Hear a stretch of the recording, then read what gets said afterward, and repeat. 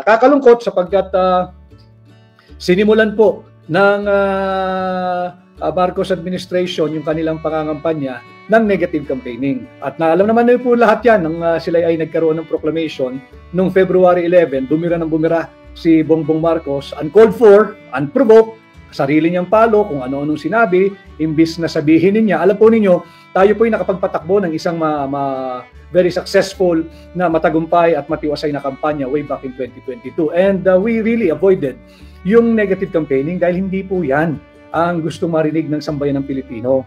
Hindi po, wala pong pakialam at walang panahon ang sambayan ng Pilipino sa mga bangayan.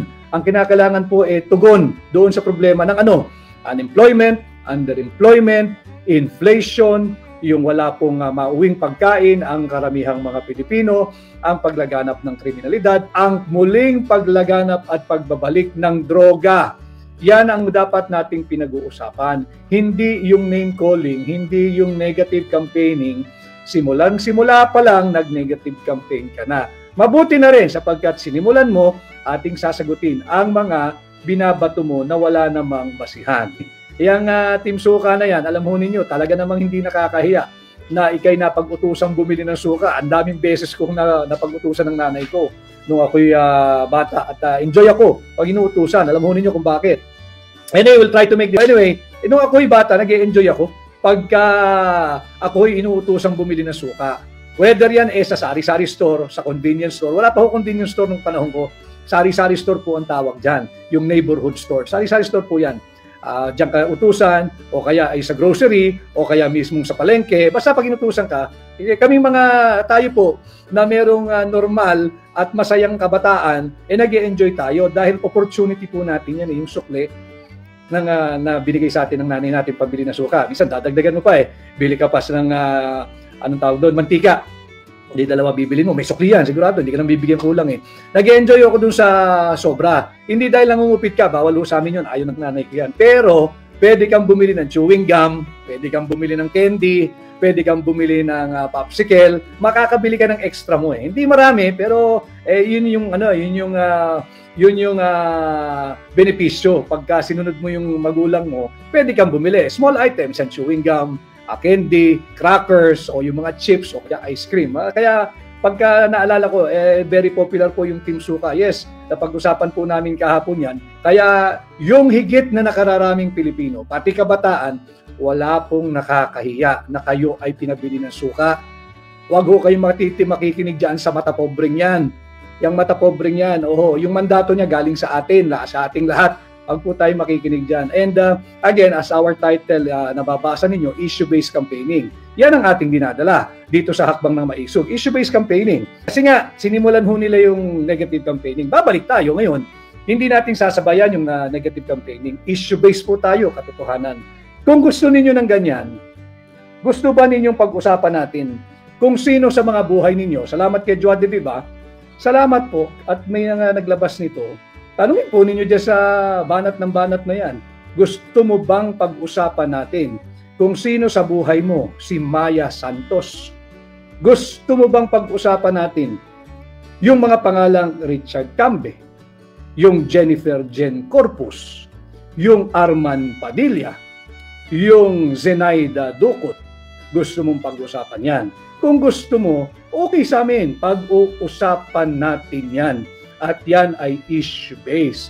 Gusto mo bang pag-usapan natin yung affidavit nung tinaguri ang Pork Barrel Queen na si Janet Napoles na dated 26 May 2014? Yan ba ang gusto mong tahaking landas? Kung gusto mong pag-usapan yan, pwede. Total, masyado mong minamaliit ang ginagawang mangmang. Ang sambayan ng Pilipino, pag-uusapan natin yan. Gusto mo ng issue? Pag-uusapan natin yan. Gusto mo bang pag-usapan natin yung biggest drug hole in the history of Philippine drug enforcement? Yung dyan sa Alitagtag, Batangas? Yan ang issue natin ngayong eleksyon. Ito pag-usapan natin. Di ba? Total, kamo naman, minamaliit mo yung higit na maraming Pilipino na naghihirap. At karamihan nga dyan, ang mahal-mahal na nga ng bigas sa ilalim ng administrasyon mo Ang ginagawa na nga lang pang sarsa dyan suka. Minaliit mo pa yung suka. Pag-usapan natin itong isyong suka. yung vice cam and budget report, ito pag-usapan natin. Gusto mong ganitong usapin, hindi kami sasabay sa iyong negative campaigning. Aangat namin ang level ng diskurso ng mga usaping panlipunang mahalaga. Kagaya ng yung alitagtag hall, nasaan na yan? Bakit ang tahimik mo na? Yan ang ipaliwanag mo. Alam mo ninyo mga kababayan, sa isang kampanya, dapat mong hina-highlight kung bakit ka dapat pagbigyan at tingnan at ikonsidera ng mamamayang Pilipinong katulad po ninyo doon sa iyong pinapakiusap na pagkatiwalaan kanila sa posisyong kinakandidatuhan mo. Yan po ang layunin ng kampanya. Ang isang kampanya, dapat ipakikita mo bakit kanila dapat pagkatiwalaan, pahiramin ang inyong sagradong mandato, bakit ka dapat suportahan at iboto. Hindi yung makapanira ka. Naiintindihan ho natin siya sapagkat wala siyang masabing continuity ng kanyang programa. Wala naman siyang naisimulan Wala siyang nasimulang programa. Pag-usapan natin ang issue, sa issue pa lang yung vice cam report mo, yung anomalous, illegal, immoral, criminal, and unconstitutional bicameral conference committee report. Yan ang ipaliwanag mo. Yan ang ipaliwanag mo.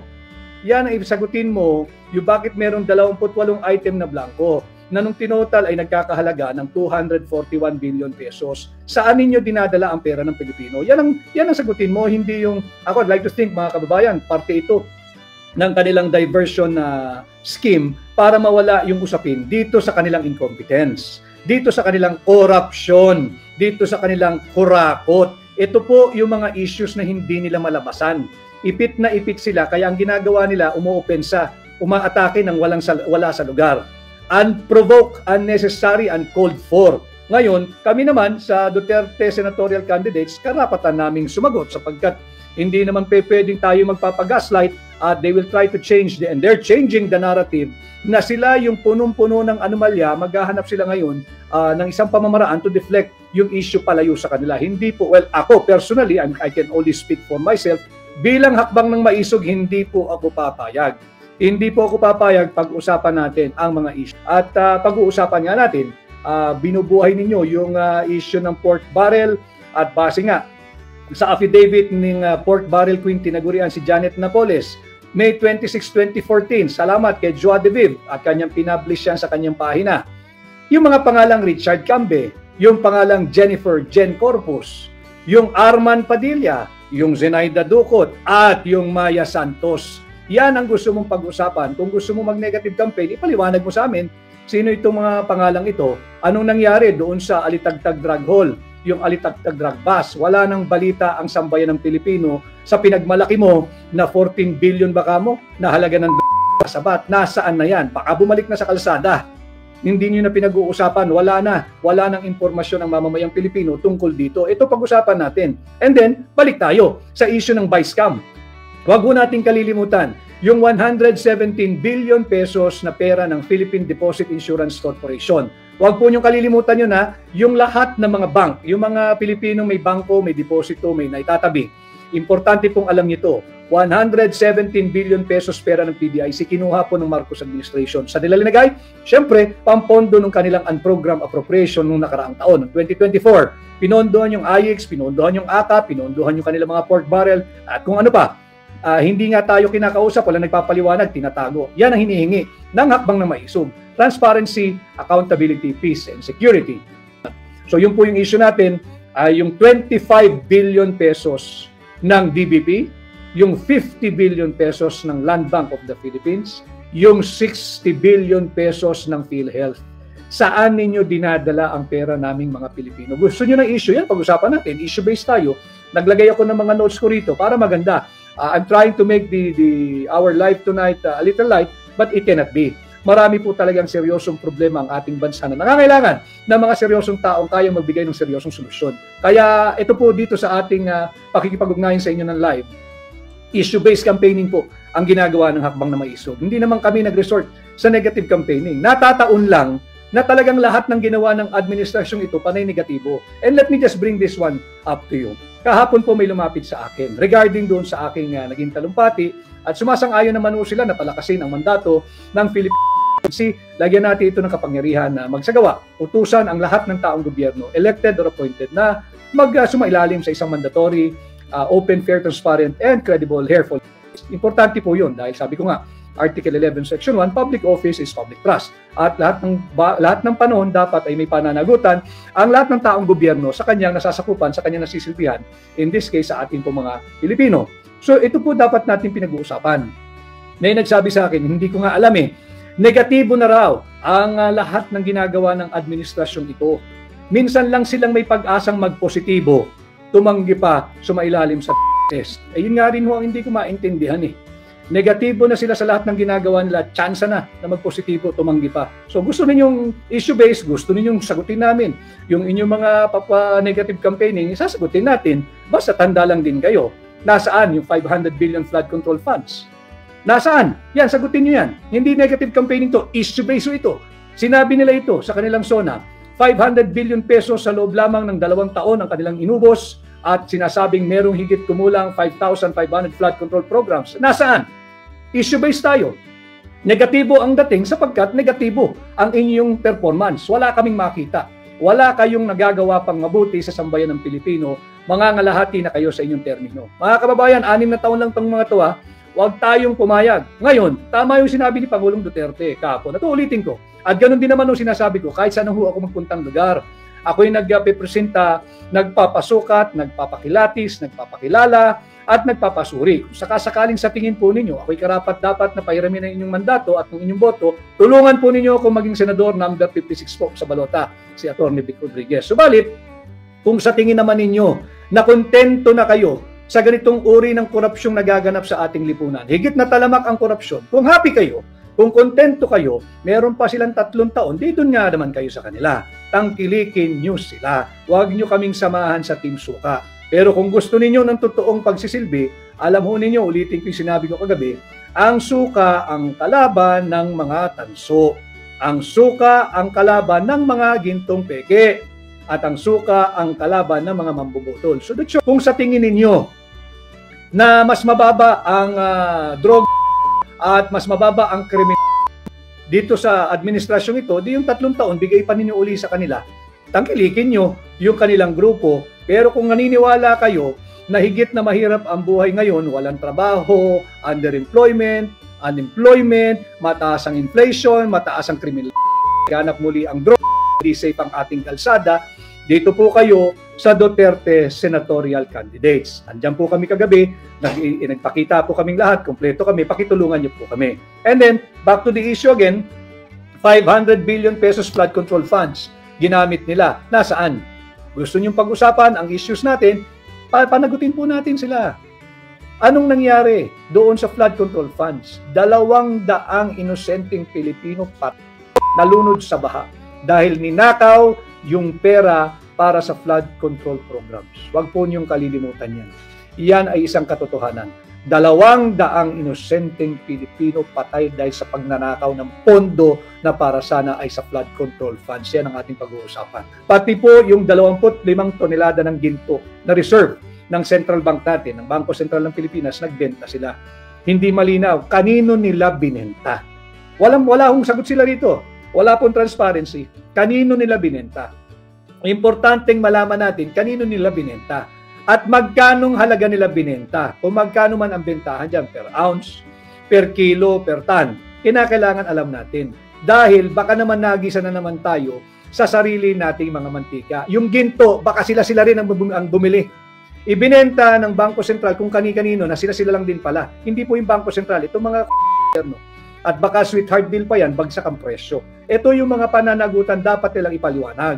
Kaya nga lagi ko sinasabi, issue-based campaigning tayo, pag-usapan natin ang issue, nasaan yung 25 toneladang ginto na reserve ng Bangko Sentral ng Pilipinas. Kanino ninyo binenta at magkano ninyo binenta? Dahil sigurado tayo, kung ngayon papalitan yung 25 toneladang ginto na ibinenta nila, abonado pa ho ang Republika ng Pilipinas. Abonado pa ho tayo, mangungutang na naman yan. Bakit? Higit pong mataas ang presyo ng ginto ngayon sa bentahan o sa merkado. Wala po tayong mabibiling 25 tons ng ginto sa halagang pinagbentahan nila last year. Yan ay isang katotohanan. Dapat nila ipaliwanag yan. Saan nila dinadala ang pera nating mga Pilipino? At pag-usapan natin yung issues. Ano nang nangyari? Wala pong ibinunga. Yung kanyang excessive foreign trips Yung kada biyahe ng biyahe, natandaan po nyo yan, unang 2 taon sa pwesto, biyahe ng biyahe ang naiuwi, pangako. Ang naiuwi, pledges. Ang pledges po, pangako ho yun, hindi po kwarta yun. Hindi po pera yun, hindi po investment yun. Pangako lang ho yun. At syempre, kinakailangan i-justify ng mga iba't ibang departamento, marami daw na pirmahan na MOU.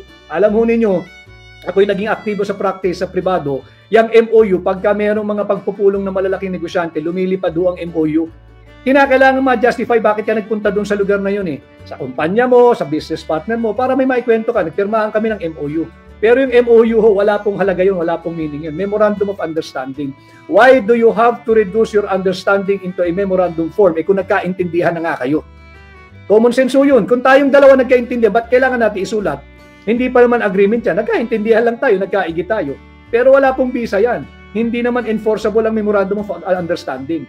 Ang ibig sabihin lang ng MOU, nagkaigi tayo, nagkasundo tayo na pagdating ng araw ay maghahanap buhay tayong dalawa. Kung darating yung araw na yon. Pag hindi, wala hong MOA, walang investment, walang foreign direct investment, wala pong mamumuhunan na papasok sa ating bansa.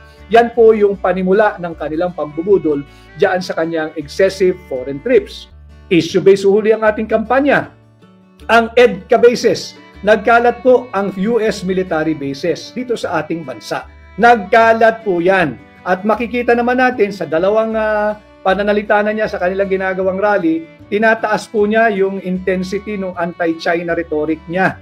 Kitang-kita natin, gigil na gigil sa bansang China na yung miyembro daw ng Duterte senatorial candidates ay pro-China.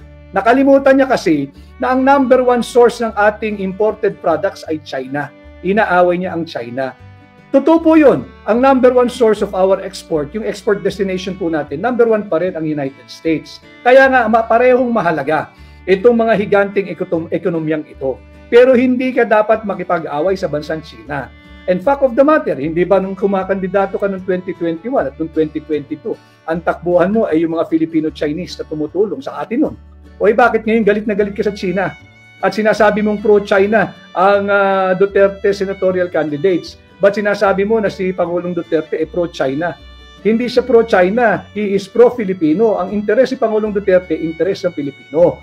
Binalanse niya yung impluensya ng Amerikano, binalanse niya yung impluensya ng bansang China dito sa atin sa Pilipinas. At hindi po siya pro-China, lalo hindi rin siya pro-US. Siya po ay pro-Filipino. At maintindihan din naman natin yung spin na yan dahil alam po ninyo, itong mga kaibigan nating Amerikano, hindi rin mo rin naman matatanggal sa kanila yung kanilang may tuturing mo sigurong hinagpis kay Pangulong Duterte sapagkat ito nalalaman itong mga taga-Samar.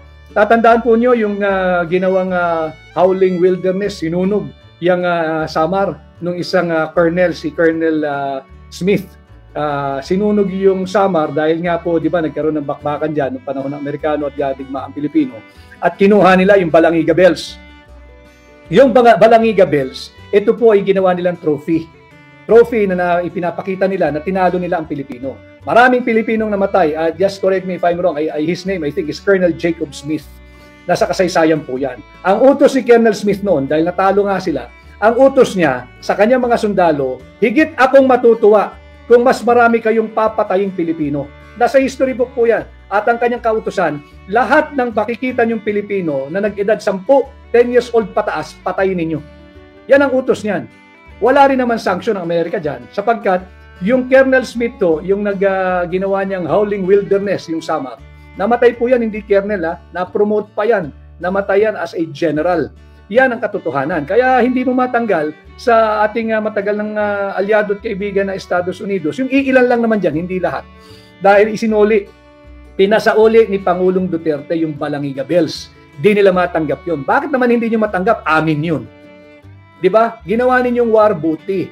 Kaya firm and very strong leader si Pangulong Duterte na obliga sila ngayong isoli ito, yung Balangiga Bells, dahil part yan ng heritage nating mga Pilipino. Dinamdam siguro ng iilan dyan sa gobyerno ng Amerika, kaya sila ay galit na galit kay Pangulong Duterte. Bukod dyan, ito nga pagbabalanse niya na binalanse lang na niya yung interes ng China at Amerika sa ating bansa. Yan din dapat ginagawa ng Pangulo ngayon eh.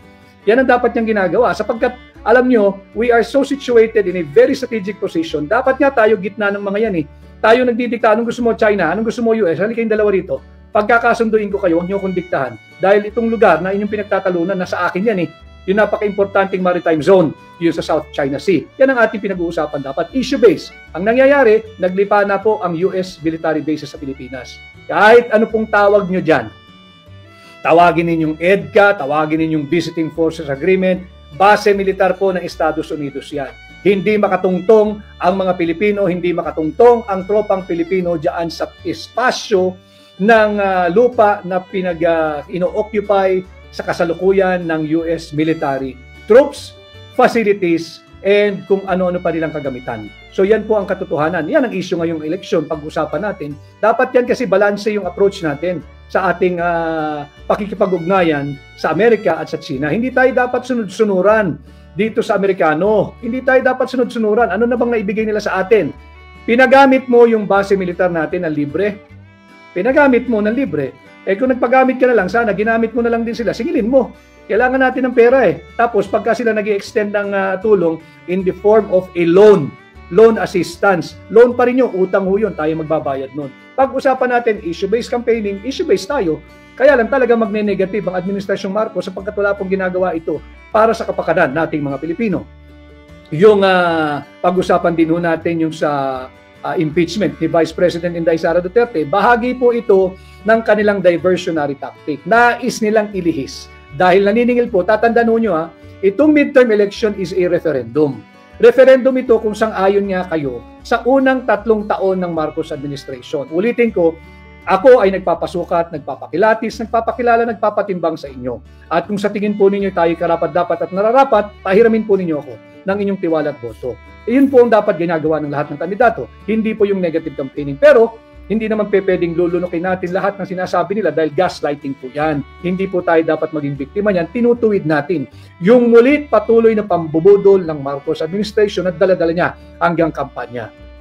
Kay Aline Samson, Team Suka, the Lucky 9 lang malakas sa OFW here from Hong Kong. Salamat. Talagang legend na si Team Suka. Kay Bubbly Mitch Fernandez, mahirap po talaga pag walang alaman. Leader ng bansa. Kay Junri Abioy, True Attorney Vic, marami tayong products na galing sa China. So bakit awayin pa ng Pinas ang China? Alam mo nyo yung China, tigil lang nila ang importation ng toilet paper sa US, magkakagulo po sa US. Hindi po biro, tigil lang nila yung importation ng toilet paper sa United States. Tingnan nyo, magkakagulo dyan sa Amerika. So yan yung ating sinasabi, balansehin mo yung interest. Nakikipag-away ka sa China, ina-up mo yung ante na anti-China, pro-China raw itong mga nagsasabi ng totoo, pinag-uusapan yung paglaganap ng EDCA bases, pro-China. Pro-Filipino ho kami, hindi kami pro-US katulad mo. At hindi rin kami lalo pro-China, kami ay pro-Filipino. Kami ay Pilipino at ang nais naming patuloy na paglingkuran ay ang mamamayang Pilipino. Kaya nga po, walang nakakahiya kung ikay nagtitinda ng suka. Alam mo ninyo, maliit o malaki ang hanap buhay mo, mataas o mababa ang iyong katungkulan sa isang kumpanya, basta't po marangal kayong nagtatrabaho, malinis ang perang inuuwi ninyo sa inyong pamilya, kahit po nagtitinda kayo ng suka, kahit po tagabili kayo ng suka, wala po kayong dapat ikahiya. Ang dapat mahiya, yung mga magnanakaw sa gobyerno. Ninanakaw yung flood control funds. Dahil sa pagnanakaw ninyo ng flood control funds, 200 Pilipino inosente patay, nalunod sa baha dahil ninakaw ninyo yung pera para sa flood control funds. Yan ang nakakahiya. Iyan ang kasumpa-sumpa. Yan po dapat ang pinag-uusapan natin. Kay Ansari Ganyon Tantong, Sir Attorney Vic, update po sa Supreme Court versus Upper, Lower and Office of the President. Nag-aantay din po tayo sapagkat yung kautusan ay 10 days from receipt of the order asking them to file their comment. So hindi po natin alam kung kailan nila natanggap, kung kailan nailabas yung summon ay yung kautusan na yan, kung kailan na-serve sa kanila. So ang 10 days ay magsisimula mula nung kanilang natanggap. So antayin po natin, but malapit na po yan. Kaya yung mamamayang Pilipino, mag-isip-isip po kayo. Kung gusto po niyo magpatuloy, ang another 3 years na walang humpay na nakawan, na walang humpay na sinasalaula ang ating tao ng budget, wala hong problema sa katulad ko. Do you go for his team, yung nag-resort sa negative campaigning? Negative campaigning, tanungin niyo siya. So ito po yung ating pinag-uusapan, tatandaan po ninyo, issue-based campaigning po kami. Subalit, kami, ako personally sa Akbang na Maisog, hindi po kami papayag magpa-gaslight. Hindi po kami papayag at pahihintulutan ang Bongbong Marcos administration to change the narrative. Hindi po. Hindi kami magpapamanipulate sa iyo dito pa sa simpleng usapin, hindi kami papayag magpapabudol muli sa iyo. Lalabanan namin ang iyong kasinungalingan sa pamamagitan ng pagtutuwid nito. Ang issue ay ang vice scam, ang illegal, unconstitutional, immoral, and invalid at criminal 2025 budget. Yung bilyong-bilyong pisong pinagkukuha ninyo, saan ninyo dinadala ang pera naming mga Pilipino.